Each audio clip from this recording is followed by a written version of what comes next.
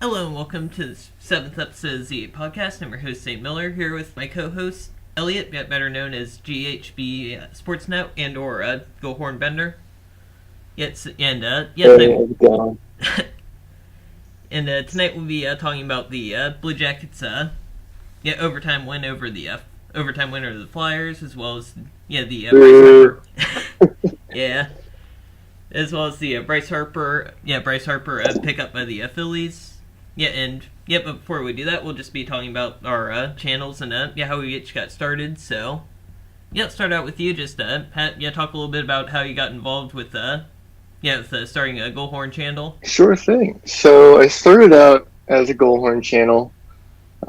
What my channel is today, GHBE SportsNet, was originally called, it's kind of corny, don't laugh too hard, Flyers Elliot. And I recently changed it to GoalHornBender after that to try and market myself better to the Goalhorn audience, since that was the majority of my videos. And then recently, after realizing which videos that I've published have been most successful, like my Eagles Rocky Super Bowl intro has well over 275,000 views now, and I decided it would be best to focus on sports in general. I think I have a lot to offer to my audience that's more than just Goalhorns. I'm still going to make Goalhorns. I have my secondary channel, GoalHornBender. Don't worry, guys. I'm still going to have Goalhorns for you. But I definitely like to focus on a broader horizon, stuff like this podcast we're doing, more hype videos, and of course Goalhorns. So tell me a little bit about the Z8 podcast. Oh yeah. So I started in March of last year, and that was mostly due to a lot of people that I knew. Since I'm a senior in college at the moment, and I knew a lot of people that were starting podcasts around that same time. So I decided to jump on that bandwagon. I wasn't really expecting it to get so far as it has right now. It's kind of spent a lot of time trying to figure out what kind of format that I kind of wanted to do, and I've kind of settled into this nice sort of routine with talking about championship games for recently talked about the Super Bowl earlier this month, and then we also talked about the alliance of American football with that new league that started up earlier this month. I say we. I'm talking about my me and my mom are my mom is the co-host. She's done a really good job with that. Cool. What kind of podcasts do you think are on the horizon? What topics are you looking to cover in the future? Oh yeah, that's a good question. It's obviously be talking about the AAF playoffs. They'll probably be around April, and then and then also we'll obviously be talking a lot about the Stanley Cup playoffs and the Stanley Cup finals. That'll be close to June. And I'm also thinking about I've been kind of rattling this idea around my brain for a little while now too. But I've been thinking about having Q&A type video too, it'll probably be in March, kind of when it's kind of dead period, when there's not a whole lot going on in terms of the playoffs. So it'll probably be another March or May. Cool. Well, if you ever want to do a live Q&A, I'd be happy to do that. I think I have access to super chats, so we could try and engage that, see if anyone wants to do a live Q&A. I could have you on. So. Oh, thank you. Cool. Yeah, sure thing. All right, so how about we jump into how we got involved with watching hockey? Oh, sounds good. So for me, my first hockey experience was attending a Flyers game against the Florida Panthers in 2000. And at the time, my parents were encouraging me to get involved in a sport through the school or, club sport. And I liked baseball, wasn't too interested in soccer at the time, but the second my parents took me to a hockey game, it just clicked. I tugged on my mom's shirt and I said, "Mommy, I want to play hockey." And they said, "Well, Elliot, you have to learn how to skate first." And that led to a whole. It was a world of hell for me in the beginning, because it's not easy to learn how to skate at 4 years old, and I had a very mean skating instructor who kept making me go down in sizes and skates, and it's just killing my feet. And but hey, eventually it paid off.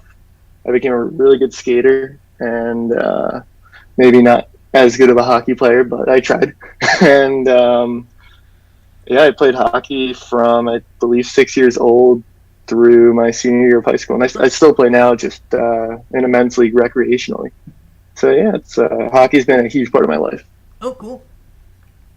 How about you? Oh yeah, for me, yeah, well, yeah, it's my story with hockey, it starts a lot more recently. So I grew up in near Cincinnati, and in Cincinnati area, it's not as hockey's like not nearly as big of a deal as it is in like other parts of the country. So and my family, it wasn't really a thing up until a few years ago. Yes, yeah, but the story with hockey, it just kind of starts kind of like in a chance type of thing where I was sitting of course in high school we still had the assigned seats. So but I kind of got lucky and sitting next to one of my friends who I knew pretty well. Yeah, and he's always been into hockey. He'd been been in hockey for at least as long as I knew him. So of course with me sitting next to him, I couldn't really avoid like the conversations about hockey. So he kept like pressuring me about like just watch one game on TV or something like that, since the playoffs were coming up.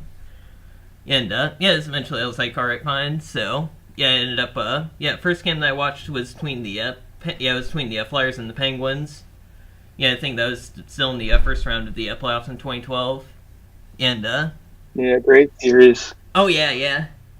And this one in particular was really really good game. It was really close. I remember the Flyers almost went up, but then they rolled it. Scott Hartnell kicked it in, then they called a no goal. And I think the Penguins came back to win it, but the point is, really good game, and that's what got me hooked on it. And then after that, I picked a favorite team, and my favorite team I decided to go with was the Coyotes. Since a couple years before that, I got NHL 2003 video game for the GameCube. Since they're just selling it as a used game at GameStop back when they still had GameCube games. Yeah, it's a classic console. Well, probably one of the greatest consoles ever. Oh yeah, definitely. And I just remember their uniforms were my favorites. So that's kind of why I went with the Coyotes is my favorite team, and I am actually wearing a Coyote shirt right now. Interestingly enough, even though they're still not my, even though they're my second favorite team now. Of course, my first favorite team's the Blue Jackets, but it's just kind of how I got involved in the game. Awesome. Yeah, those classic Coyotes jerseys are so awesome. Oh yeah, I love those. A lot of colors, but the logo is just awesome, and the way they bring all those colors together is, I don't know. I love those jerseys. Oh yeah, definitely. Cool. So do you want to jump into some of our favorite hockey memories? Oh yeah, definitely. Awesome. So the first one I'm going to discuss is winning my middle school ice hockey tournament in 8th grade. I believe that was the first time I won a championship with my team, and that was just a great experience. Like, I remember night before one of the games, we were all like in a hotel, and we were just up all night running around the hotel being kids.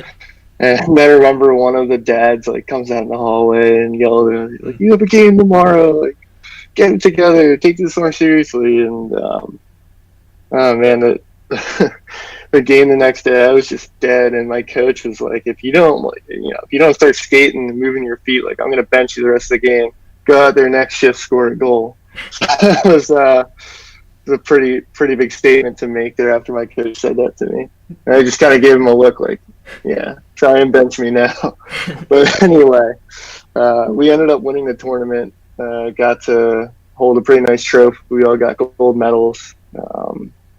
Fun team photos, and that's probably the most fun I've ever had playing hockey with a team.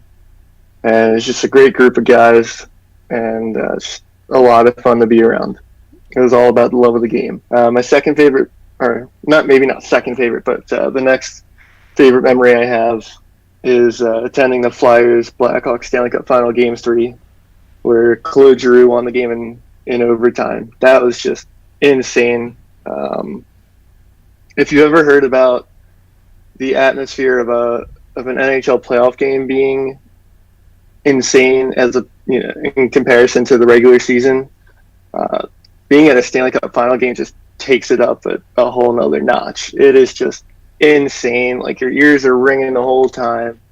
When Giroux scored the overtime winner, I lost my voice because he's been my favorite player for a while now, and I was kind of like an original Giroux fan. There used to be mostly Carter and Richards jerseys in the stands back then. You didn't see too many Giroux. Now everyone's got a Giroux jersey.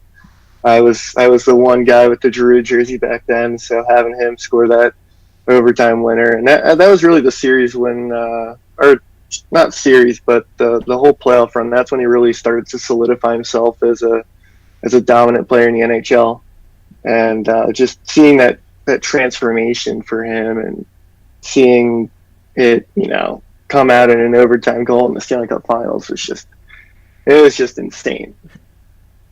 And then the last thing I have for favorite memories is attending the Winter Classics in 2012 and 2017 at Citizens Bank Park and Busch Stadium, respectively. Citizens Bank Park was awesome. Unfortunately, the Flyers lost in a close game, 2 goals by, of all people, Michael Rupp. And I did, it's crazy. On the way to the game, I said to my dad, Braden Shen is going to score his first NHL goal today, and Claude Giroux is also going to score. And then we're going to lose to the Rangers 3-2 in overtime on a Brad Richards goal. I was wrong about the overtime part, and I was wrong about Brad Richards, but I somehow knew that Braden Shen and Claude Giroux were going to score. So that was probably one of my crazier predictions. But it was just an amazing atmosphere, really cool being there. It even snowed a little bit, and it was just, the whole thing was just so picturesque. It was amazing. And then in St. Louis in 2017, attending that Winter Classic was an experience of a lifetime. I even got to see, they had a free Nelly concert before the game, so that was pretty cool. Getting to go to a free concert. The game itself was awesome. Blues went down 1-0 early, but they bounced back quickly and ended up pulling out of that game 4-1, and really just had an amazing time there. It was nice to get the win that time around.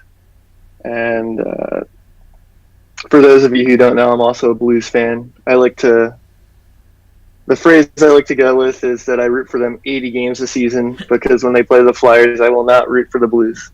Flyers are still my number 1 team, but I do root for the Blues 80 games a season. So, how about your favorite hockey memories? Oh yeah. So so the one that always comes to mind for me is the in 2014 playoffs when the Blue Jackets beat the Penguins in Game 4 of the first round.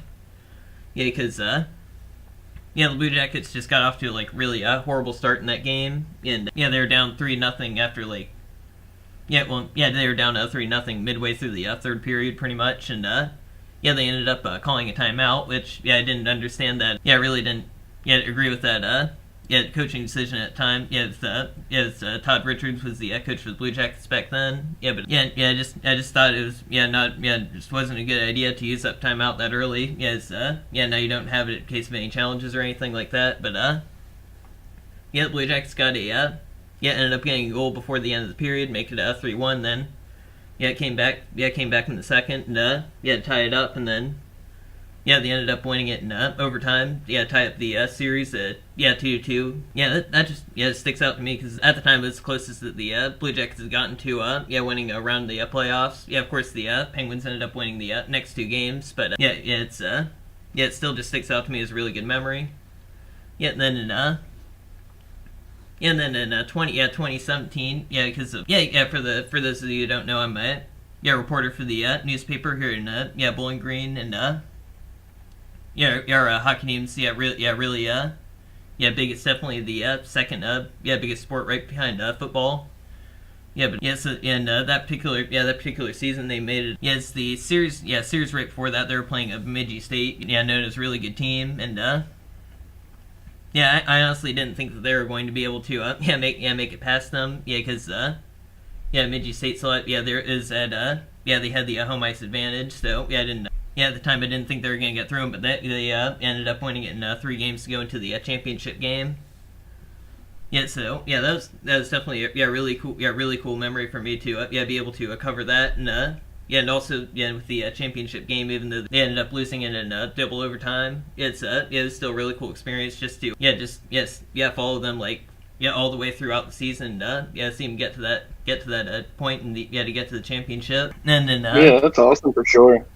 Oh yeah, and then this of course more really more recent memory, but the Capitals winning the Stanley Cup Finals. It's just last season. Really.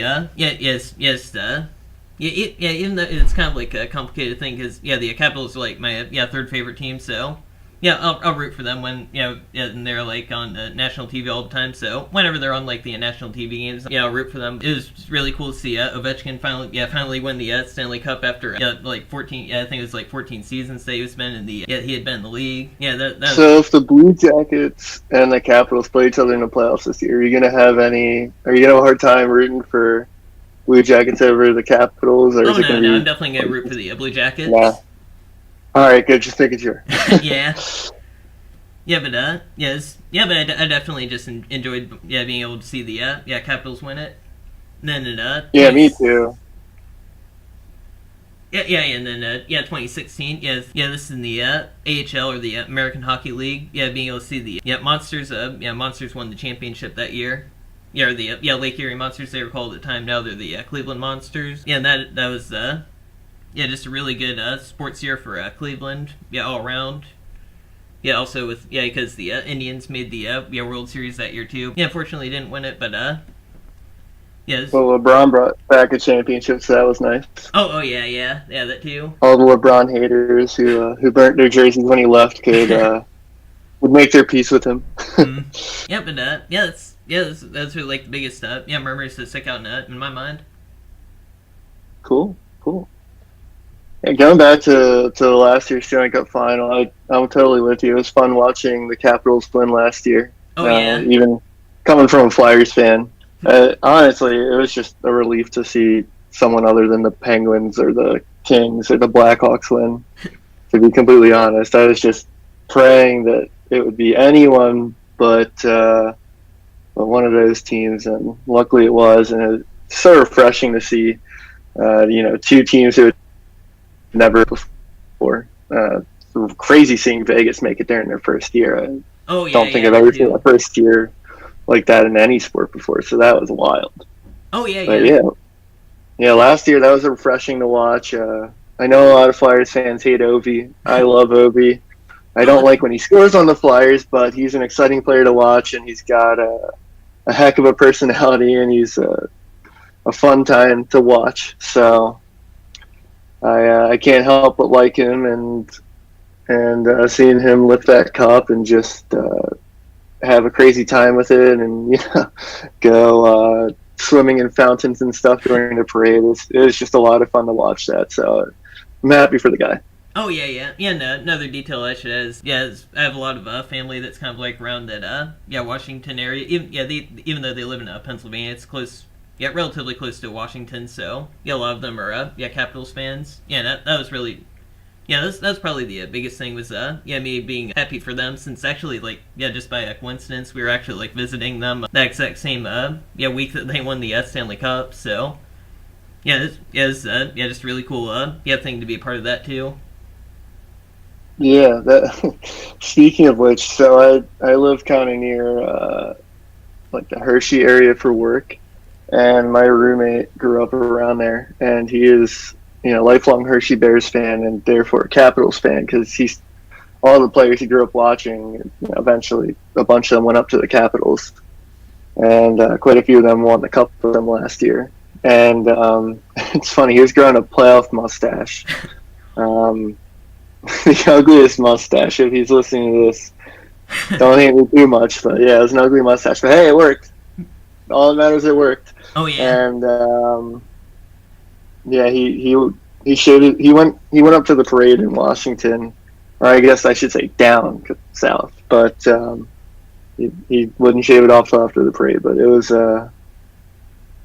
fun watching him have a good time with that, and but first and foremost, watching someone other than the Pittsburgh Penguins win. Yeah. Yeah, but do you want to go and jump into yeah, how we got into watching / making the Goalhorn videos? Yeah, for sure. Oh, cool. So for me, when I was a kid, I went on a few cruise ship vacations, and I absolutely used to love hearing the ship horns. And one time, the captain of I believe it was the SS Norway, let us tour the control room and talk with him about what it was like to be a ship captain, everything that entailed. And he even let me press the horn button, and it was like the coolest thing ever.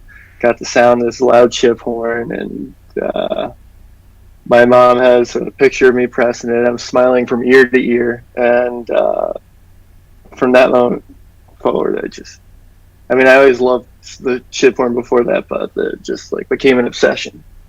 And many years after that, I attended a Flyers game with my dad. I hadn't been to a Flyers game in a while, and yeah, it was 2007, and it was against the New York Rangers. It was January of 2007, and I hadn't really been following hockey for a while, so I wasn't really aware of goal horns or the fact that the Flyers had two very loud ship horns installed in Wells Fargo Center. So when they scored, I was completely caught off guard, but like in the best way possible, because it's just this loud ship horn. It's like, oh my god, this is the coolest thing ever. We got in the car after the game. I said, when are we going to the next game? I absolutely loved hearing that horn. Like the game, watching the game was exciting too. I can't wait to go again. And from that point forward, like it really just became an obsession. And I love hearing the Flyers goal horn to this day when they score. It's just absolutely amazing hearing that thing go off in the building. It's so loud, so powerful. And I've been to 19, 20, about, I think 20 NHL stadiums at this point. I've heard a lot of goal horns. And it's just really cool hearing every team's goal horn. It's a little different in every stadium. And my channel has kind of taken off too with goal horns over the years.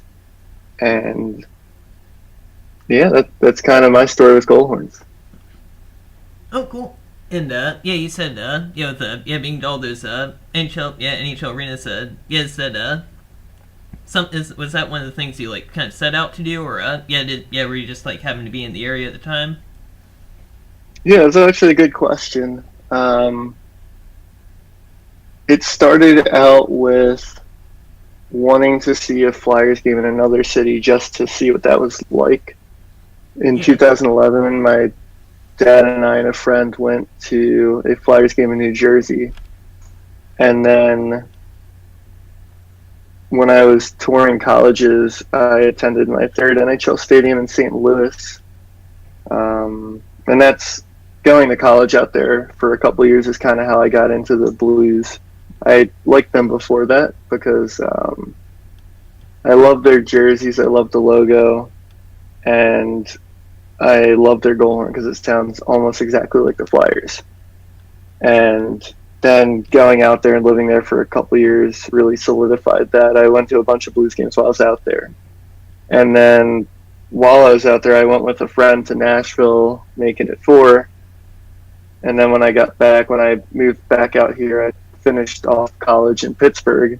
I obviously attended a game in Pittsburgh, and then I said, hey, why don't we go to see a game in Columbus? So my dad came up. We went to watch a Flyers game there.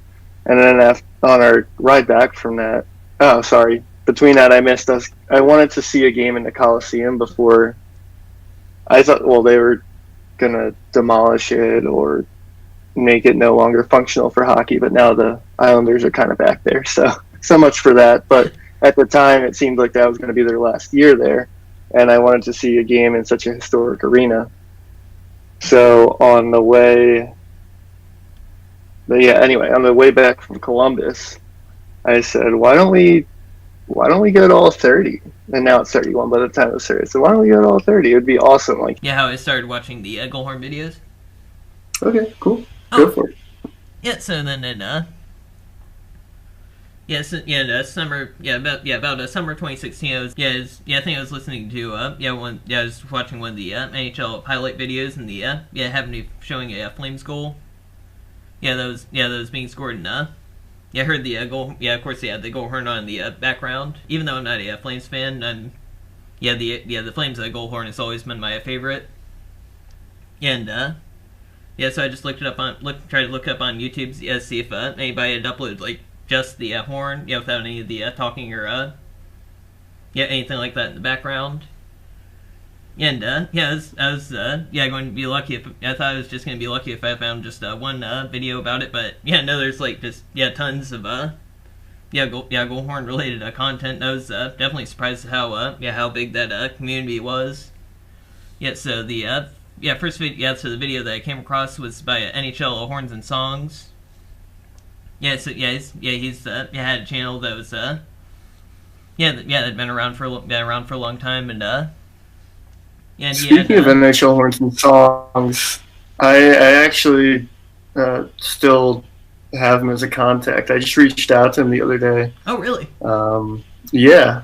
I asked him if he wanted to be a guest on a future podcast, and he said he's interested. Oh, awesome, man! That would be really cool. Yeah, I'm gonna ask him about what it was like to be like the biggest GoalHorn channel on YouTube during his time, and gonna ask him, where he's taking his life now. I know he started doing sports journalism. Oh yeah. From my recent conversation with him, he said he's just doing more general journalism now. So.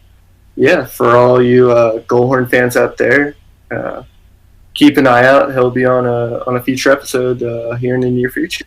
Oh man, that's gonna be really sweet. I'm definitely. I'm already. I'm on this podcast right now. I'm even looking forward to it. Yeah, for sure. So another one I came across. Was famous GoalHorns. Yeah, he had the. I think he started around like you probably know better than I do, but I think he started like around 2014. 2015, something like that, and he already he also had like a lot of good stockpile of videos. So so I watch a lot of those on his channel too.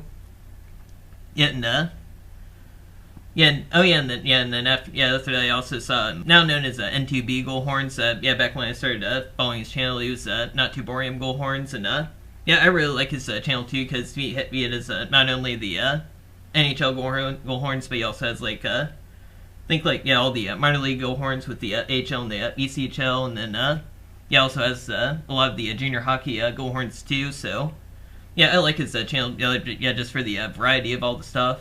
And another one that I really like is the one that's called Not Too Famous GoalHorns. And I know his channel, he has like a lot of the international international GoalHorns, like teams with from Germany and Sweden, and a lot of European GoalHorns that you don't normally think about, but either way it's still really cool to hear as well. Yeah, it's a cool concept because there's really no one else out there who covers that. So props to him for that. And then speaking of famous GoalHorns, I think he's going to be on an episode too sometime in the future. I asked him, he sounded interested. So sweet. So we'll talk some GoalHorns. Oh yeah, definitely. That'll be really good.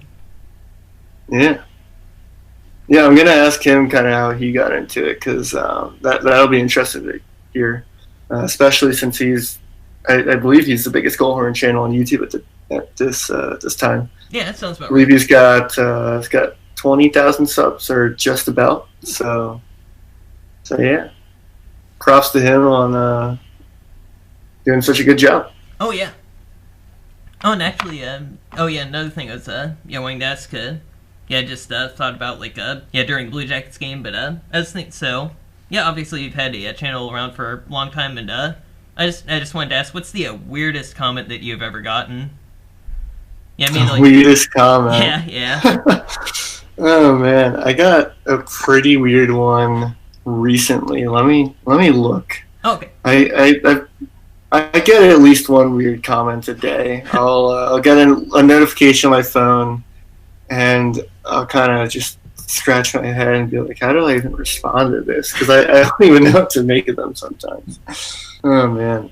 Toxic Twist 999. If you're listening to this, shout out to you because you leave me some interesting comments. I'll see if you're the culprit here.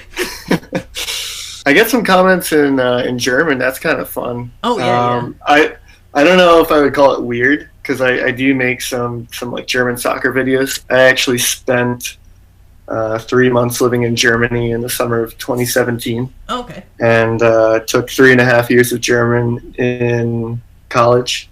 So I speak a little bit. Nowhere near fluent, but I can hold like a elementary school level conversation with people in Germany. So it's fun getting those comments. I try my best to translate in my head what the comments say without having to resort to Google Translate. Yeah. So, let's see. What are some weird comments? I mean, here's one by Toxic Twist. He said, "If people said one dislike, mean Flyers sucks." Not sure what that means, but okay. Oh yeah, I was just it was on your channel too, but I think it was like during the announcement. Yeah, I think you're like making like an announcement on the community tab or whatever it is about like just like you had like poll about like what people wanted to like rename your team and or rename your channel. Yeah, right. And, I remember seeing this one. It's like, yeah, I don't want you to change your channel name. Then you asked why. He's like, I'm Chinese. Yeah, that just killed me. Yeah, it was a can't argue with that. An interesting explanation. Yeah, yeah, that was interesting for sure. Let's see if I'm looking through my comments right now to see if there's anything else that's kind of funny. Let's see. I get a lot of comments about Gary Glitter. Whenever I post a video that uses Rock and Roll Part 2, I get tons of comments about Gary Glitter. So that's those are always interesting and oftentimes kind of cheeky. So yeah. Yeah. Like, be careful, Gary's back. That's always a funny comment. Mm-hmm. Or like, Susan, hide the kids, Gary Glitter, stuff like that. Yeah. So, yeah, those are interesting. I don't think I've posted a single video with Rock and Roll Part 2, like a Goalhorn video, without getting a Gary Glitter pedophile comment. So, gotcha. Did you know the NHL actually banned the use of his song? Yeah, I did. Yeah, it's Yeah, when it came to the surface that he was a pedophile, all those teams that were using Rock and Roll Part 2 had to stop using it because the NHL banned it. So I think that's probably a good move on their part. Yeah, honestly. Yeah, I think so because what he did is super inappropriate. Yeah, and either way, I think it was like starting to get a little bit overused anyway. Yeah, I can see that. I got a comment on my Steven Stamkos video saying, "What is this thumbnail?" Well, whatever it is, it's creepy. It's just a Steven Stamkos face on a Steven Stamkos goalhorn. So yeah, I think I remember seeing that one.